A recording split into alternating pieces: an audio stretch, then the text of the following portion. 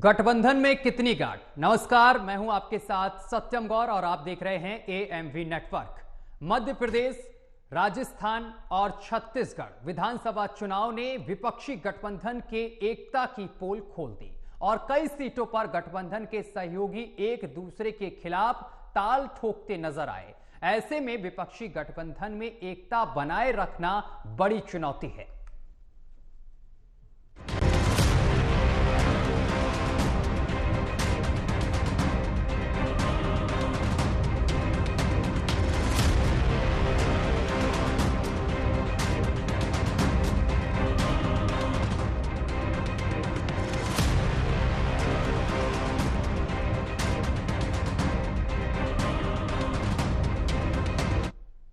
दरअसल 28 दलों ने मिलकर इंडिया नाम से एक गठबंधन बनाया है ताकि एनडीए को चुनौती दी जा सके। 2014 और 2019 लोकसभा चुनाव में हार के बाद विपक्षी दलों ने एकजुट होने का फैसला कर लिया था।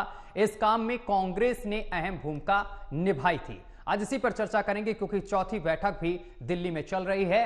आज इसी पर चर्चा होगी, लेकिन चर्चा पर चलने से पहले देखिए हमारी एक खास रिपोर्ट।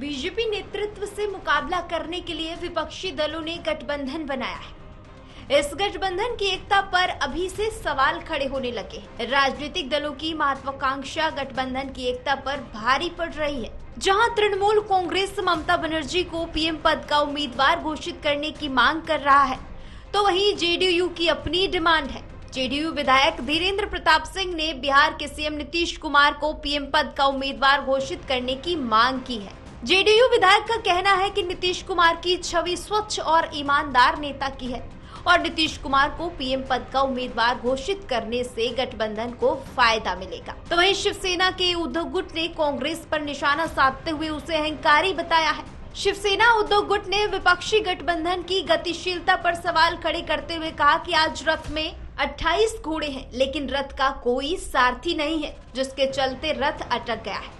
शिवसेना ने विपक्षी दलों की बैठक पर सवाल खड़े करते हुए कहा कि दिल्ली में सिर्फ इकट्ठा होना, दोपहर का भोजन करना और सबके हाथ पोंछकर घर चले जाने की व्यवस्था में अब सुधार होना चाहिए। विपक्षी गठबंधन के सामने सबसे बड़ी चुनौती आपसी विश्वास और तालमेल बनाए रखने की है। इसके लिए नेताओं को आपसी अहंकार छोड़ना पड़ेगा। Bureau report, AMV network.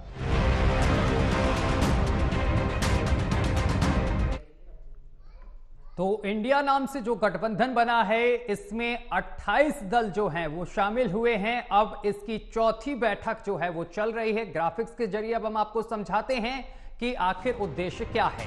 गठबंधन में कितनी गांठ। विपक्षी गठबंधन के सामने एकता बनाए रखना सबसे बड़ी चुनौती है। पीएम पद के उम्मीदवार को लेकर नेताओं में खुलकर सामने आने की बेहद जरूरत है। ममता बनर्जी को पीएम पद का घोषित करें उम्मीदवार, ये भी मांग की जा रही है। गठबंधन नीतीश कुमार को घोषित करे उम्मीदवार, ये जेडीयू की मांग है। नीतीश कुमार को उम्मीदवार घोषित करने से मिलेगा फायदा, ये जेडीयू के नेता कह रहे हैं। नीतीश कुमार स्वच्छ और ईमानदार छवि वाले नेता हैं, जेडीयू के नेता ने ये कहा है। और तमाम नेताओं पर, जो मतलब 28 दल जुड़े हुए हैं, और तमाम नेताओं पर तमाम तरीके के दाग हैं। इसलिए जो जेडीयू के नेता हैं वो कह रहे हैं कि नीतीश कुमार को प्रधानमंत्री पद का उम्मीदवार बनाया जाए, वही गठबंधन की नैया पार करेंगे। ये तमाम तरीके के बयान सामने निकल कर आ रहे हैं। ममता बनर्जी को पीएम पद का घोषित करें उम्मीदवार, तृणमूल कांग्रेस के ये तमाम नेताओं का कहना है। गठबंधन नीतीश कुमार को घोषित करे उम्मीदवार, ये जेडीयू का कहना है। जेडीयू के नेता, जिस तरीके से रिंकू सिंह का कल ही बयान सामने निकल कर आया था, और नीतीश कुमार स्वच्छ और ईमानदार छवि वाले नेता हैं, ये जेडीयू के नेता कह रहे हैं। शिवसेना उद्धव गुट का कांग्रेस पर हमला भी सामने निकल कर आया है। उद्धव सेना ने कांग्रेस को बताया है अहंकारी। देखिए, बैठक भी चल रही है, अहंकारी भी बताया जा रहा है। कैसे तालमेल होगा, ये सबसे बड़ी चुनौती है गठबंधन के लिए। बैठक तो हो रही है, लेकिन इस बैठक में सबसे बड़ी जो चुनौती है वो यही है कि तालमेल कैसे बैठे और गठबंधन जो है वो एक साथ कैसे चले। क्योंकि उम्मीदवार को लेकर, पीएम पद के उम्मीदवार को लेकर अब तरह तरह के बयान, पोस्टरबाजी भी जो है बड़े जोरों पर चल रही है। और तीसरी बैठक में कुछ ऐसा ही देखने को मिला था। उद्धव सेना ने कांग्रेस को अहंकारी बताया है। विपक्षी गठबंधन के सामने एकता बनाए रखने की सबसे बड़ी जो चुनौती है वो यही है कि गठबंधन में एकता रहे, क्योंकि गठबंधन का मकसद है सत्तारूढ़ दल को उखाड़ फेंकना। और इस बैठक में ममता बनर्जी, अखिलेश यादव, अरविंद केजरीवाल, भगवंत मान और नीतीश कुमार और साथ ही उप मुख्यमंत्री तेजस्वी यादव, लालू प्रसाद यादव, तमाम नेता देखे जा सकते हैं इन तस्वीरों में, जो इंडिया गठबंधन की चौथी बैठक में मौजूद हैं। चर्चा पर चलेंगे। हमारे साथ हमारे तमाम जो गेस्ट हैं वो जुड़ रहे हैं। परिचय करा दें, हमारे साथ अमित तिवारी जुड़ गए हैं, नेता बीजेपी हैं। सर आपका बहुत बहुत स्वागत है। मनोज दास मन्नू जी हैं, नेता जेडीयू हैं। सर आपका भी बहुत बहुत स्वागत है। डॉक्टर अजय तिवारी हैं, राजनीतिक विश्लेषक हैं। और हमारे साथ आशीष मिश्रा जुड़ गए हैं, जो कि कांग्रेस से प्रवक्ता हैं। सर आपका भी बहुत बहुत स्वागत है। सबसे पहले आशीष जी, चर्चा की शुरुआत में आपके साथ ही करूंगा। आशीष जी, बैठक हो रही है लेकिन एकता सबसे बड़ी चुनौती है, लेकिन एकता पिछले दिनों देखने को नहीं मिली। 3 बैठक हो चुकी, चौथी बैठक अब चल रही है। पिछले दिनों हमने देखा कि 5 राज्यों में विधानसभा चुनाव थे, उसमें काफी छींटाकशी एक दूसरे पर हुई समाजवादी पार्टी और कांग्रेस के बीच। और अभी बैठक से पहले प्रधानमंत्री पद के उम्मीदवार को लेकर तमाम दल के जो नेता हैं, वो अगर जेडीयू की बात करें तो रिंकू सिंह कह रहे हैं कि नीतीश कुमार को प्रधानमंत्री पद का उम्मीदवार बनाना चाहिए क्योंकि उनके दामन में कोई दाग नहीं है। तो वहीं उद्धव गुट का बयान सामने निकल कर आया है, उन्होंने कांग्रेस को अहंकारी पार्टी बता दिया है। ऐसे में सबको एक करके चलना ये तो बहुत बड़ी चुनौती है इंडिया गठबंधन के लिए। सबसे पहले तो मैं आपको ढेरों शुभकामनाएं देता हूं और मेरे साथ में पैनल पे बैठे हुए मेरे सभी साथियों को कि आज जिस दिन का इंतजार किया जा रहा था कि चौथी बैठक कब होगी, आज वो बैठक शुरू हो गई। और दूसरी चीज रह गई सबसे बड़ी बात की जो चिंता की जा रही है कि चाहे वो मीडिया के माध्यम से या भारतीय जनता पार्टी के या अन्य किसी दलों के माध्यम से जी, जो हमारे विपक्ष में है कि गठबंधन किस तरह से होगा, सीटों का बंटवारा किस प्रकार होगा जी।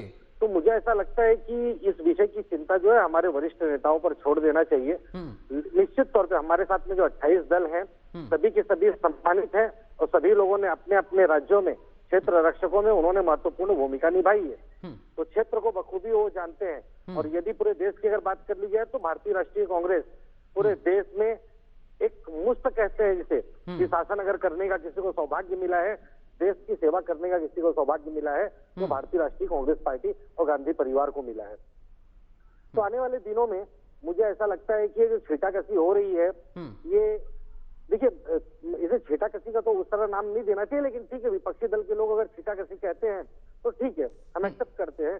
लेकिन इसी साथ में एक चीज कहना चाहूंगा, अगर किसी भी दल का कोई व्यक्ति अपने नेता को चाहता है कि वो प्रधानमंत्री बने, इसका अर्थ ये होता है कि हमारे 28 के 28 दलों में जो लोग हैं वो इतने सक्षम और योग्य हैं कि वो प्रधानमंत्री के दायित्व का निर्वहन कर सकते हैं। इसलिए हमारे पास काबिलियत वाले लोग हैं जिन्होंने लंबा अनुभव रहा है, जिन्होंने साथ ही ये भी कह रहे हैं कि कांग्रेस अहंकारी है। जेडीयू के जो नेता हैं रिंकू सिंह, वो तो ये कह रहे हैं कि जो नीतीश कुमार हैं उनके दामन में कोई दाग नहीं है, साफ सुथरा है। मतलब कि अन्य जो नेता हैं उनके दामन में दाग है। नहीं, उन्होंने क्या रिंकू सिंह जी का बयान ये था क्या कि हमारे नेता को छोड़ के बाकी के जो नेता हैं उनके दामन पे दाग है और नीतीश कुमार जी के दामन पे दाग नहीं है? क्या उन्होंने ऐसा कहा है क्या? अगर नहीं कहा है तो इस विषय का खंडन करना चाहिए। इस बातों को उन्होंने साफ तौर पर ये कहा, मैं बताता हूं, उन्होंने साफ तौर पर यह कहा कि नीतीश कुमार को उम्मीदवार बनाना चाहिए क्योंकि उनके दामन में दाग नहीं है। इसका मतलब क्या समझा जाए, जो अन्य लोग हैं, जो अन्य दल इसमें शामिल हुए, उनके दामन में दाग है और कोई इसके लायक नहीं है क्या उम्मीदवार बनने के लायक? नहीं, ये तो मीडिया की अपनी बनी बनाई सोच है और जैसा उनको मसाला चाहिए वो मसाले के अनुसार कह रहे हैं, ऐसी बात नहीं है। हकीकत ये है कि सभी योग्य उम्मीदवार हैं। हमारे पास जो पार्टी के सदस्य हैं, जो भी पार्टियां हमसे 28 दल जुड़े हुए हैं, सभी को राज्य करने का, सेवा करने का एक लंबा अनुभव अपने अपने प्रदेशों में है। और सभी के सभी जो दल है उसमें से बहुतांश दल के लोग ऐसे हैं जो केंद्र में हमारे शासनकाल में मंत्रिमंडल में रह के उन्होंने केंद्र का भी अनुभव किया है। अच्छा, उद्धव गुट तो आपको अहंकारी बता रहा है, इसका जवाब क्या है? अब अहंकार किस परिभाषा में कही जा रही है, इसका जवाब तो जिन्होंने कहा है वही बता सकते हैं। अरे आप ही के दल के नेता हैं, इंडिया गठबंधन में वो भी बिल्कुल बगल में बैठे हैं, क्या ये शब्द कंधे से कंधा मिलाकर चल रहे हैं? जवाब तो आप ही को देना पड़ेगा सर, आप ही बैठे इस वक्त पैनल में। क्या ये शब्द उद्धव ठाकरे जी ने कहा? क्या पार्टी के लोग कह रहे हैं, वो कोई अलग से थोड़ो नहीं है, या बीजेपी के लोग नहीं है, पार्टी के ही लोग हैं। वही तो मैं कह रहा हूं कि सबसे बड़ी चुनौती एकता, सबको एक साथ लेकर चलना। ठीक है, देखिए जब बड़े भाई की भूमिका पे आप निकलोगे ना, ठीक है, तो भगवान राम के ऊपर भी ना पिटाकसी होने लग गए थे, आरोप होने लग गए थे। तो ये तो छोटी बातें हैं, अभी चलते आगे जैसे जैसे और गठबंधन आगे बढ़ेगा और बहुत सारी चीजें सुनने देखने ठीक है, मैं सर वापस आऊंगा आशीष जी आपके पास। मनोज दास जी मन्नू के पास पहुंचता हूं। मनोज दास जी, बैठक चल रही है, खुशी तो तमाम लोगों में देखने को मिल रही है, लेकिन जेडीयू की तरफ से जो बयानबाजी सामने निकल कर आ रही है बैठक से पहले कि प्रधानमंत्री नीतीश कुमार को बनाया जाए, आप इस पर कितना सहमत हैं? देखिए सत्यम जी, जब आप राजनीति करते हैं तो राजनीतिक में हर दल के जो कार्यकर्ता रहते हैं अपने नेता के बारे में सार्वजनिक रूप से कहते हैं। नीतीश कुमार जी के, रिंकू जी हो, पार्टी के विधायक हो या अन्य कोई भी नेता हो, किन्होंने ये नहीं कहा कि नीतीश कुमार जी को ही प्रधानमंत्री को बनाइए, नहीं तो हम गठबंधन से बाहर हो जाएंगे। ऐसा कहीं कोई बात नहीं है। और हर नेता को, हर कार्यकर्ता को अपनी बात कहने का अधिकार है। यहाँ सत्यम जी लोकतंत्र है। हमने मांग किया है, गठबंधन के लोग हैं, बैठक में चल रही है। अगर इस विषय पर कोई निर्णय लिया जाता है तो हमारी बात को भी देखेगी। तो अब बात कहने से भी अगर कोई वापस हो जाए तो ये तो सत्यम जी राजनीति में है नहीं। अब तो क्या होगा, तो जिस गठबंधन में आप हैं उसको अहंकारी बोलना कितना सही है? सत्यम जी, जिस गठबंधन में आप हैं, देखिए एक तरफ नीतीश कुमार मेहनत कर रहे हैं, एक तरफ राहुल गांधी मेहनत कर रहे हैं, ममता बनर्जी मेहनत कर रही हैं कि गठबंधन के तमाम लोग एक साथ आए, लेकिन आप ही के नेता, उद्धव गुट के नेता बोल दें कि भाई कांग्रेस अहंकारी है, तो ये फिर किस तरीके की परिभाषा हुई? और ये तो मतलब कि एक लोग जोड़ने में लगे हैं तो कुछ लोग तोड़ने में लगे हैं गठबंधन को। देखिए, राजनीति में सबको अपनी बात कहने का अधिकार है। बात कहने का अधिकार है, लेकिन 3 मीटिंग हो चुकी हैं, 4थी मीटिंग हो रही है, अब तक तो सब क्लियर हो जाना चाहिए था भाई। आप हमारी बात को सुन लीजिए ना। अब तक तो एक दूसरे की बड़ाई करनी चाहिए कि भाई वो हो जाए, चाहिए हो जाए, सब इस तरीके का माहौल चलना चाहिए था, लेकिन माहौल अभी भी बदला हुआ चल रहा है। गहमा गहमी देखने को मिल रही है हर तरफ से। कोई कुछ कहता है, कोई कहता है कि अखिलेश यादव बनेंगे उम्मीदवार प्रधानमंत्री पद के, तो कोई कहता है नीतीश कुमार बनेंगे, कोई कह देता है उद्धव ठाकरे। तमाम तरीके की बयान सामने निकल कर आ रहे हैं। इन बयानबाजियों पर तो विराम लगना चाहिए ना। देखिए, वो आज बैठक हो रही है, अब उसमें कोई फैसला लेगा, लेकिन सभी को अपने बात कहने का अधिकार है। मैंने क्या कहा कि किसी ने ये नहीं कहा कि हमको अगर आप प्रधानमंत्री नहीं बनाते हैं तो हम आपके पार्टी से छोड़ के गठबंधन से बाहर निकल जाएंगे। सभी लोगों ने यही कहा कि गठबंधन की बैठक में इस पर विचार हो। अब गठबंधन के नेता बैठे हैं और विचार करेंगे, और कौन किसके बारे में क्या कहता है, ये अगर आप इसके पीछे भागेंगे तो फिर गठबंधन नहीं होगा।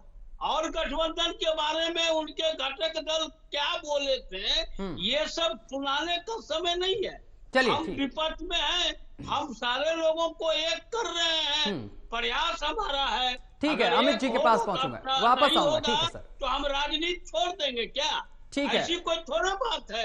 गठबंधन चलता है, बहुत लोग जुटते हैं, बहुत लोग निकलते हैं, नए लोग आते हैं, पुराने लोग जाते हैं, फिर पुराने लोग आते हैं।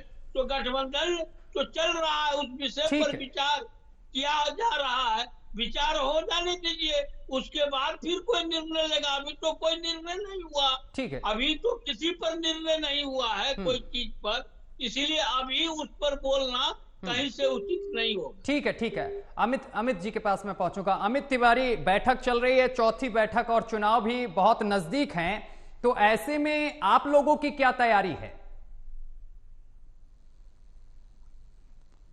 आपके बात का जवाब दूं इससे पहले मैं एक चीज कहना चाहता था। अभी मिश्रा जी ने ये कहा कि राम जी के ऊपर शिकायत होती थी, तो जो आज तक प्रभु राम के अस्तित्व को नकारते रहे वो आज राम जी का एग्जाम्पल दे रहे हैं। चलिए, ये एक सकारात्मक परिवर्तन है।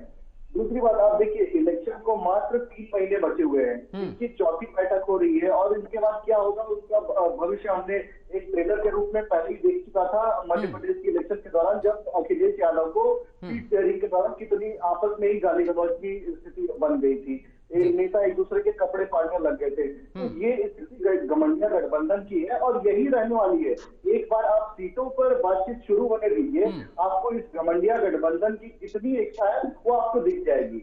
दूसरी बात, अभी देखिए, अगर भाजपा की बात करेंगे तो भाजपा का और प्रधानमंत्री मोदी जी का विजन साफ है कि देश को 5 ट्रिलियन इकोनॉमी बनाना है, विश्व की तीसरी सबसे बड़ी अर्थव्यवस्था बनाना है, महिलाओं को सशक्त करना है, देश की सुरक्षा और ग्लोबल साउथ को सशक्तित करने से एक भारत को वहां पे स्थापित करना है, और युवाओं को, इस देश के युवाओं को सशक्त करना है। तो ये हमारा विजन है, प्रधानमंत्री मोदी जी का विजन है। लेकिन आप अगर विपक्ष से पूछ लेंगे कि इनका देश के लिए विजन क्या है, अगले 10 साल, 15 साल, 25 साल का विजन क्या है, तो इनका कोई विजन नहीं है। इनके पास बस एक ही मुद्दा है कि मोदी को हटाना है। तो इस नारे को लेकर ये आगे बढ़ रहे हैं, और इनका परिणाम इनको जो अभी विधानसभा के इलेक्शन हुए हैं उनमें देख लिया गया है। इनके जितने भी गारंटियां थी देश की जनता ने उसको नकारते हुए सिवाय एक ही गारंटी, मोदी जी की गारंटी पर भरोसा करने का काम किया है, और बाकी सबकी गारंटी को नकारने का काम किया है।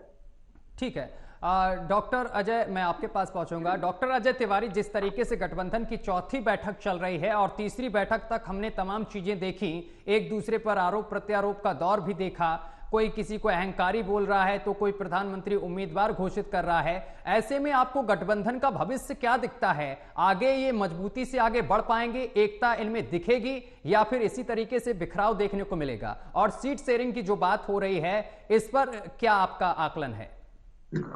सतन जी, सबसे पहले तो मैं आपके चैनल के माध्यम से आपके चैनल के दर्शकों को प्रणाम करता हूं, और 140 करोड़ जनता जी जो इस खेल को देखना चाहती है, 2024 के चुनाव को विगत के 1 वर्षों से इसको बुलाने का काम भारतीय जनता पार्टी, कांग्रेस और अन्य दल के लोग भी करने की कोशिश कर रहे हैं। ये जो गठबंधन है, ये गठबंधन 28 टीम का जो गठबंधन कांग्रेस का है, ऐसा नहीं है कि एनडीए का टीम का गठबंधन नहीं है। एनडीए भी लगभग 25 घटक दलों के साथ गठबंधन करके चुनाव लड़ने की तैयारी कर रहा है। लेकिन सोचना तो ये होगा कि इस गठबंधन में कौन सा आदमी कौन सी महत्वाकांक्षा लेकर के आ रहा है। अभी आपने देखा कमलनाथ के साथ अखिलेश का झगड़ा मध्य प्रदेश में किस तरह से हुआ, और सीटों के बंटवारे के लिए किस तरह से बात हुई। और बिल्कुल सही है कि अगर गठबंधन इस 5 राज्य के चुनाव से पहले हुआ था तो गठबंधन में यह तय होना चाहिए था कि निश्चित तौर से हम सीट का बंटवारा कर लें, और बंटवारा करने के बाद चुनाव लड़े तो शायद सक्सेस अच्छा मिल सकता था। शायद इसीलिए कांग्रेस को घमंडी कहने का प्रयास लोग कर रहे हैं। लेकिन आपको यह भी मानना होगा कि Uttar Pradesh 80 seat, Mamata Banerjee 42 seat, Bihar 40 seat, ऐसी लोकसभा की सीटें हैं जहां पर आप तमिलनाडु आइए 39 सीट, कर्नाटका आइए लगभग 28 सीट, मध्य प्रदेश 29 सीट, ऐसी लोकसभा की सीटें हैं जिस लोकसभा को जीतना बहुत ही जरूरी है। और मैं तो दावे के साथ कह सकता हूं कि भारत देश में यदि सरकार की मजबूती भारतीय जनता पार्टी चाहिए तो विपक्ष का मजबूत होना भी बहुत जरूरी है। यदि विपक्ष मजबूत होगा तभी जनता की आवाज को उठाएगा, जनता की बात को कहेगा। लेकिन हमारे कांग्रेस के प्रवक्ता आशीष जी बैठे हैं, मैं बार बार कह रहा हूं, मनोज जी भी हैं, ये विपक्ष के लोग हैं। विपक्ष में आज आप हैं, कल आप सरकार में हो सकते हैं, लेकिन जमीनी स्तर पर आपको काम करने की जरूरत है। ये गठबंधन को कैसे एक करना है, जनता में आप विश्वास कैसे पैदा करेंगे, यह बहुत जरूरी है। आपके पास मुद्दे हैं, महंगाई है। अभी देखिए मणिपुर में फिर हिंसा शुरू हो गई, मणिपुर में धारा 144 लग गई, कितनी हत्याएं हो रही हैं, बेरोजगारी है, महंगाई है। आप जनता के बीच में अपने गठबंधन के साथ जाकर के अगर जनता को विश्वास में लेते हैं तो आपकी सीट बढ़ सकती है, आप पर लोगों का विश्वास होगा। लेकिन गठबंधन में अभी यह तय करना कि ममता जी प्रधानमंत्री होंगी कि नीतीश कुमार होंगे, यह कांग्रेस और गठबंधन का अपना निर्णय है। इस पर अभी चर्चा किसी को भी नहीं करनी चाहिए और ये गठबंधन अपना तय करेगा। ये अलग बात है कि भारतीय जनता पार्टी में नरेंद्र मोदी की लोकप्रियता और नरेंद्र मोदी की अपनी शख्सियत, जो मोदी की गारंटी ने आज भारतीय जनता पार्टी के और सनातन धर्म के सिस्टम में ही अपने आप को जोड़ रखा है। सबसे पहले तो भारत देश के नेताओं को अपने जुबान पर कंट्रोल करना होगा, अपने जुबान पर लगाम लगाना होगा। कौन सा नेता कब किस समय क्या बोल दे रहा है, उसको यह भी ज्ञान नहीं है कि मैं भारत देश का प्रतिनिधि हूं, मैं भारत देश के जनता का प्रतिनिधि हूं। कोई सनातन पर गलत बोल देता है, कोई कुछ कह देता है, कोई कुछ कह देता है। अरे सरकारों को चलाने के लिए आपको अपनी मर्यादा में रहकर जनता के विश्वास को जीतना होगा, और जनता का विश्वास अगर आप जीतेंगे तो मजबूत विपक्ष भी होंगे तो भी आपकी जीत कहलाएगी। आशीष जी जवाब दीजिए। देखिए, मैं अपने भाई के बातों से जिन्होंने कहा अभी मैं बहुत सहमत हूँ। सीटों का बंटवारा जो है, हमारे उच्च नेता जो हैं बंद कमरे के अंदर क्या बातें हुई हैं, निश्चित तौर पर सभी पार्टी के बड़े नेता और मुखिया वहां पे उपस्थित थे। वहां के निकलने के बाद आप प्रेस के साथियों से मैं निवेदन करता हूं कि एक बार बात करके जरा उनसे पूछिए। और फिलहाल मुझे लगता है कि अभी ये चीजें प्रेस रिलीज करके बताने की कोई आवश्यकता नहीं है। समय आएगा, सीटों का बंटवारा भी होगा, उचित सम्मान भी मिलेगा।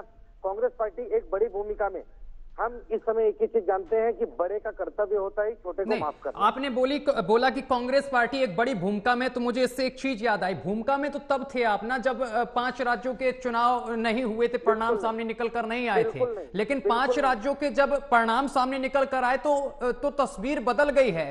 जो आपसे उम्मीद तमाम विपक्षी दल कर रहे थे वो उम्मीद टूट गई है। हमें लगता है इस बैठक में डांट भी खानी पड़ेगी कांग्रेस को। बिल्कुल ऐसी नहीं है। देखिए, सभी पार्टियां चाहती हैं कि राष्ट्रीय लेवल पे अपने आप का अपना स्तर वो बढ़ाएं, लेकिन भारतीय राष्ट्रीय कांग्रेस पार्टी को ये चीज स्पष्ट रूप से पता है कि पूरे देश में जो मुख्य 200 हिंदी भाषी क्षेत्रों में और अन्य क्षेत्रों में भी 225 सीटों से सीधा भारतीय जनता पार्टी से मुकाबला करने जा रहा है। तो उस दल का नाम है भारतीय राष्ट्रीय कांग्रेस। और हम जब बड़े भाई की भूमिका में हैं तो ये हमने पहले से तय कर रखा है कि एक परिवार को सजो के आगे लेके चलने के लिए यदि कोई हमारा छोटा भाई गलती करता है या कुछ मिस्टेक होती है तो एक क्षमा करने की भावना हमारे अंदर है। समय की कमी है, ठीक है, समय की कमी है। मैं बीजेपी प्रवक्ता के पास जाऊंगा। अमित जी, फाइनल प्रतिक्रिया क्या है इस पर? नहीं, देखिए, मोदी जी की गारंटी ठीक है। आशीष जी वापस आऊंगा। जी बोलिए अमित जी। ठीक है आशीष जी, ठीक है। देखिए, आशीष जी अभी ये कह रहे थे कि बड़े भाई की भूमिका में है। बड़े भाई की भूमिका में इनकी सीटें कितनी, क्या यूपी में ये बड़े भाई की भूमिका में रहेंगे, क्या बंगाल में ये बड़े भाई की भूमिका में रहेंगे, क्या पंजाब में ये बड़े भाई की भूमिका में रहेंगे? अब ये अखिलेश यादव एक चैनल पर थे, कल ही मैं उसको सुन रहा था, वो कह रहे थे कि जब इलेक्शन होगा और सीटों पर चर्चा होगी तो हम देखेंगे कि कांग्रेस को कितनी सीट हम वहां पे देते हैं, सम्मानजनक देंगे। यानी उनका कहने का मतलब था कि 2 सीटें वो दे सकते हैं कांग्रेस को वहां पे। इसी तरीके से आरजेडी और जेडीयू बिहार में कितनी सीटें दे देंगी, ममता बनर्जी कांग्रेस को कितना वहां पे दखल देने देंगी बंगाल में। ये तो एक बहुत बड़ा यक्ष प्रश्न खड़ा सबके सामने खड़ा है। एक बार सीटों पे बात शुरू होने दीजिए, इनका घमंडिया गठबंधन की एकता आपको स्पष्ट हो जाएगी। ठीक है, मनोज दास जी, फाइनल प्रतिक्रिया इस पर। हर दल का अपना, हर गठबंधन का अपना अपना होता है। हर गठबंधन में लोग आपस में बैठकर बात करते हैं और गठबंधन उसी से चलता है। कहीं ऊंच नीच जरूर होती है, इससे भी इनकार नहीं किया जा सकता है। और जो जिस दल में, जिस राज्य में जिसकी अच्छी स्थिति रहती है, उसका गठबंधन जब होता है तो ठीक ढंग से होता है। तो इसीलिए ये लोग पहले आज बैठक समाप्ति के बाद ही कोई निर्णय लिया जा सकता है। बैठक को समाप्त हो जाने दीजिए, उसके बाद कोई निर्णय अजय तिवारी सामने आए। ठीक है, अजय तिवारी फाइनल प्रतिक्रिया इस पर। रघुवर दास जी अभी कह रहे थे, जदयू के प्रवक्ता हैं जी, ऊंच नीच हो सकता है। ये क्या यही ऊंच नीच है कि वही नीतीश कुमार जो भारतीय जनता पार्टी के साथ मिल करके और बिहार सरकार को बनाने वाले, आज वही लालू के ग्रुप में जुड़ करके और मुख्यमंत्री नीतीश कुमार जी फिर से बने हुए हैं। ऊंच नीच का मैटर नहीं है। भारत देश को चलाने के लिए लोक संसद बना है, संसद भवन बनी है, लोकसभा बनी है, और लोकसभा के अंदर 550 तक, अब तो 550 लोकसभा के सांसद होंगे। 550 सांसदों का एक जमावड़ा होता चाहिए, लेकिन विपक्ष और पक्ष दोनों को मिलकर जनता। ठीक है, आशीष कुछ कहना चाह रहे हैं, समय की कमी है बहुत। कैसे चलाना है यह अपने मानवता के साथ अपने जुबान को कंट्रोल में रखकर करना होगा। आशीष 10 सेकंड में बात पूरी करिए। मेरा ऊंच नीच का कहने का अर्थ ये था कि जो सीटों के बंटवारे में किसी बात पर जो जहां मजबूत की स्थिति में, ठीक है सर, समय की कमी है। आशीष बंटवारा होता रहता है सबसे पहले पंजाब में। एक एक करके सर, एक एक करके बात रखिए। आपको शिवसेना के लोग अलग आपको उल्टा बोल रहे हैं, तो आपको चलिए सर, समय की कमी है, मैं माफी चाहता हूं आप चारों मेहमानों से। बहुत बहुत शुक्रिया आप चारों मेहमानों का हमारे साथ जुड़ने के लिए, तमाम बातचीत करने के लिए। तो चौथी बैठक में क्या कुछ सामने निकल कर आता है, इस पर सभी की निगाहें टिकी हुई हैं, क्योंकि इस बैठक में तमाम फैसले लिए जाएंगे जो कि बहुत महत्वपूर्ण होंगे। फिलहाल मेरे साथ अभी के लिए बस इतना ही। देश दुनिया की तमाम खबरें देखने के लिए देखते रहिए AMV नेटवर्क।